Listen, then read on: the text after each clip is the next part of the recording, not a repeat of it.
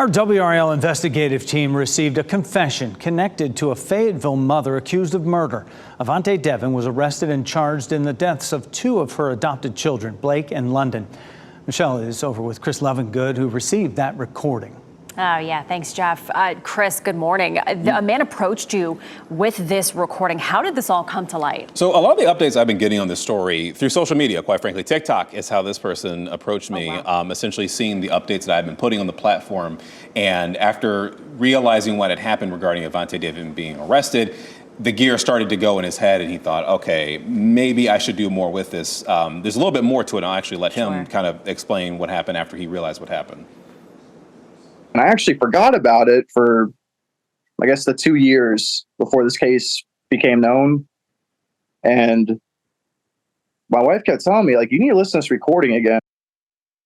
So that's Nathan Mitchell right there. Again, he forgot he made this recording, but then it all just kind of rushed back to him the second he had realized what had happened, and his wife reminded him. And what was it about this story that made you want to pursue this? So this particular aspect of the story has just been, like, you can't ignore it, especially after you hear the recording that we're going to play tonight at 6 o'clock on WRAL. I mean, it's this case, the heinous crimes that are being alleged in here, I mean, it's worth talking about, specifically this alleged confession that you'll be hearing.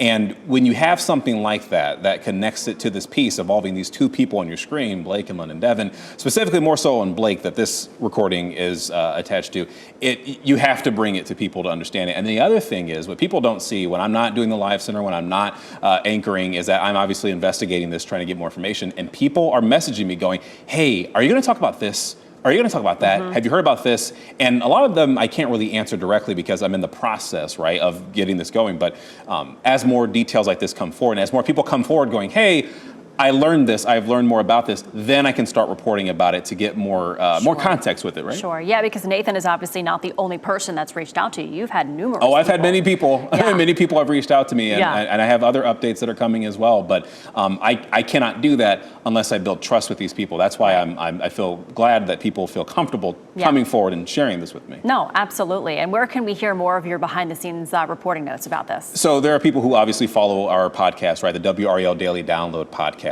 And tomorrow morning is when it'll air. That I'll kind of give more of a behind the scenes and what I have been kind of getting more information with in terms of reporting with Grace Holland, who hosts the WRAL Daily Download podcast. I think some people, they've been trying to get more information from me. Some people who aren't even like connected to North Carolina going, hey, what's going on? I've been following this. And I can't tell you absolutely everything that I'm talking about because some people are speaking to me in confidence.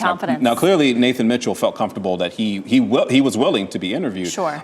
So, you know, I have to be cognizant of being careful in how I talk about things. I will say, though, the other aspect of the story I really want to get to is I want to interview Fayetteville police. And I say that because people have been just sharing with me who are connected with this case going, they have done such an amazing job trying to get more information with this. Imagine that. I mean, it's been a couple years since this whole situation started, and yet they have managed to make an arrest and they have managed to get some detail, though they are still asking about the public coming forward with any information that they may have with this. So that's the next part of the story I'd like to get, just to talk to them about the challenges they have faced as an investigative agency with this. Yeah, so many people interested in this story, and you guys are doing great work. Thanks, Chris.